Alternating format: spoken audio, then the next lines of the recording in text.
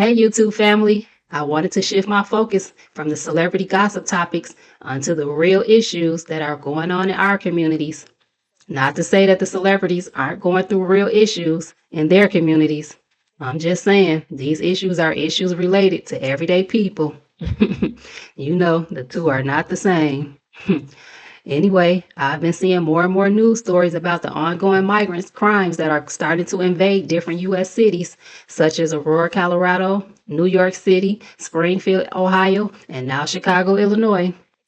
Through my research, a lot of American citizens are complaining about the uptick of crime in their neighborhoods, schools overcrowding, housing crisis, and child, some are reporting that the migrants are even eating their pets too. I'm just kidding. Y'all know where that came from. Anyway, I'll tell you one thing. If this inflation doesn't cease and desist, I will be eating some of y'all pets too. So y'all better lock those chickens up tight. Anyway, some U.S. citizens are upset that migrants are able to come over here in the U.S. and receive housing vouchers. Yeah, I don't like that either, because I can ride down the street right now and see plenty of homeless U.S. citizens lying on the ground. Now, some will say that we do have resources for housing over here, but child, they put you through so much just to get the assistance. Hell, most of the people that are sitting behind the desk that have the authority to grant the assistance aren't the most helpful people. Hell, they be acting like it's their money or like it's coming out their pockets. But I digress. I've also seen where migrants will receive free training on learning the English language. Meanwhile, if I want to learn a second language, it will cost me $60 to $200. Child, a mess. Well, they are saying that if any migrants are under the protected status program that make them here legally, there's nothing we can do about it. So I guess this is the new world order. Now, I'm not saying that we shouldn't help other countries. I do believe in equality for all. I'm just saying, take care of home first. Now, I've included some news clips on how this migrant issue is starting to affect some communities. Y'all take a look, and I'll be back with my commentary. All right, everyone. Welcome back here to Live Now from Fox. We'll take a look at this really disturbing video. It has been making the rounds, going viral. This is out in Aurora, Colorado, and it's one that is making headlines, of course, all over the country, where the mayor of Aurora says Venezuelan gangs are overrunning apartment buildings there as part of an organized criminal effort. Local police have called the incidents isolated, but surveillance video from at least one of the complexes is very startling, as you can see from this video right here. Now, we want to go on for more on this story about what's happening in Aurora. We're joined by Fox News senior national correspondent William Lajeunesse. William. Many say the problem began when the Biden-Harris team opened the border with migrant apprehensions from Cuba, Haiti, Nicaragua, and Venezuela, jumping from 17,000 in 2020 to 600,000 in 2022. So the administration created the CHNV program, which provided migrants from those four countries with humanitarian parole and invited them in. But auditors found widespread fraud in the program, migrants lying on their applications, sponsors using fraudulent identities, including dead people, and traffickers demanding payment from those they sponsored.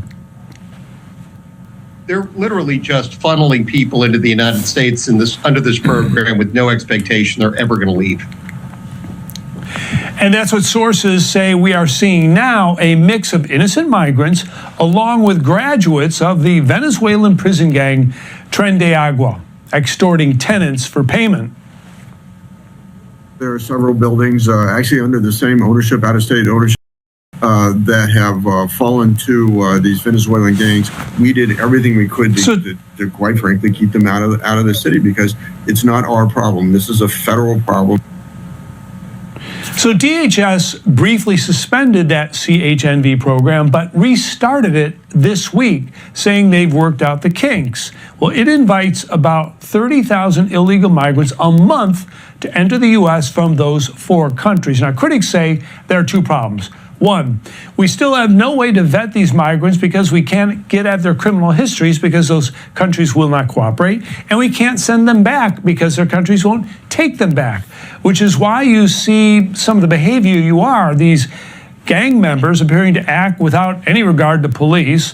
It's illegal for them to firearm, and you see from the video they've got plenty of long guns and handguns as well, because if they're going to be arrested, they're simply going to be released, and they're not going to be deported because we can't keep them, right? Can't afford to keep them.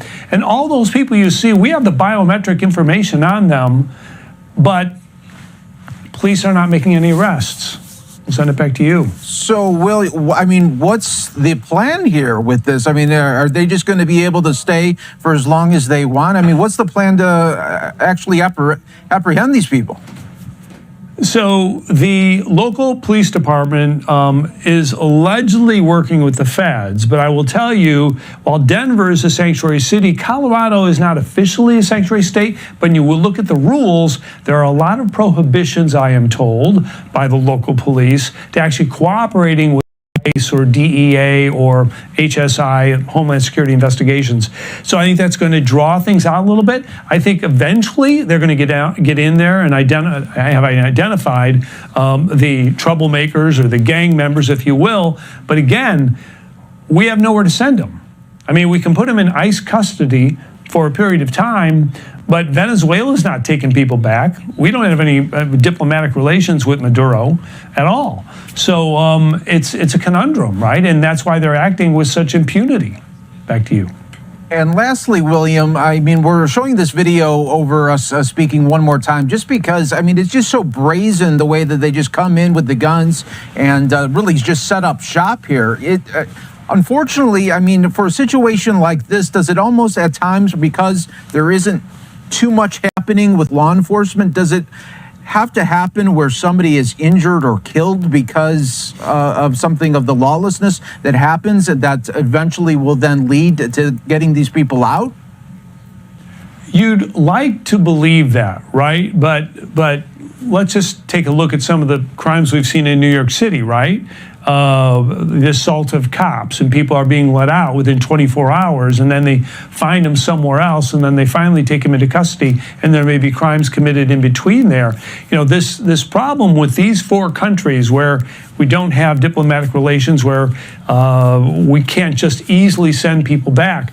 What I am told is happening, the big picture is, we reinstated this program even though the kinks are not worked out, right? We don't have the ability to find out who those sponsors really are. I mean, in this situation, you had 3,000 people sponsoring more than 100,000 individuals. That's not the way it's supposed to go. When you said, you know, when you were a kid and your family said, let's adopt, if you will, a family from another country and provide some money and kind of look after them or whatever, and see that they, you know, settle in the United States in a positive way. Well, that's not what's happening with these programs. Once they're here, no one's watching over their shoulders. And again, this particular prison gang has clearly infiltrated this migrant program, and people being people, they're going to take advantage of the situation. So the cops have their work cut out for them, for sure. Yeah, no doubt about that. William Lajeunesse. Child, they taking over. Did y'all see how they had the audacity to take over those apartment complexes and charge the U.S. citizens rent? Child, it's giving New Jack City over there. My question to y'all is, if they come to your city with the BS, are you prepared? Honey, y'all better do like TD Jake said. Get ready, get ready, get ready. Also, did y'all hear the news reporter say that they are able to come over to the U.S. and commit crimes without worrying about the consequences because the U.S. can't hold them because they can't afford them? Meanwhile, they can afford to keep us in jail, though. Also, he said the U.S. can't send them back to their countries because the country won't take them back. Child, we are in trouble. Or maybe not. Now, I did hear that they are offering money for U.S. families to host migrants into their homes. What do y'all think about that? Child, with this inflation, I might got room around here. Y'all let me know your thoughts in the comments. All right, thanks for stopping by. Please like, comment, and subscribe.